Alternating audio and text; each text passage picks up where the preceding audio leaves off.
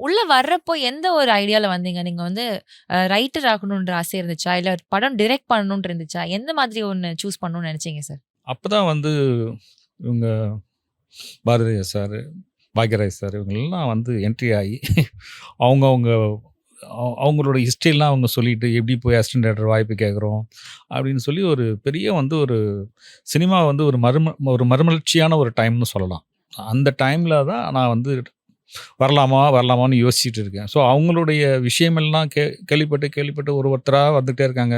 Bharathiraja sir, இந்த Bhagyaraj sir வந்தார், Manivannan sir வராங்க. அப்படி ஒன்று ஒன்றா வர வர வர வர வர அவங்களுடைய கதைகள் எல்லாம் கேட்டு கேட்க கேட்க கேட்க ஓகே டைரக்ஷன் அப்படிங்கிறது ஃபைனல் ஆகுது எனக்கு. ஓகே. அப்ப டைரக்டர் ஆகணும்னு தான் வந்திருக்கீங்க. ம். இப்போ எந்த ஒரு வேலையா இருந்தாலும் சரி, நம்ம உள்ள வர்றதுக்கும்போது நமக்கு ஒரு ஒரு ஒரு பெயிண்ட் இமேஜ் நமக்கு ஒண்ணு இருக்கும். இப்படி இருக்க போது, இந்த மாரி ரிசப்ஷன் கிடைக்கும். இந்த வேலையில இந்த கஷ்டம் இருக்கும்னு நம்ம ஒண்ணு யோசிச்சிருப்போம். பட் ஹார்ஷ் ரியாலிட்டி நம்ம அதுக்குள்ள போனதுக்கு அப்புறம் தான் தெரியும், இது இப்படியா இருக்கு அப்படின்ட்டு.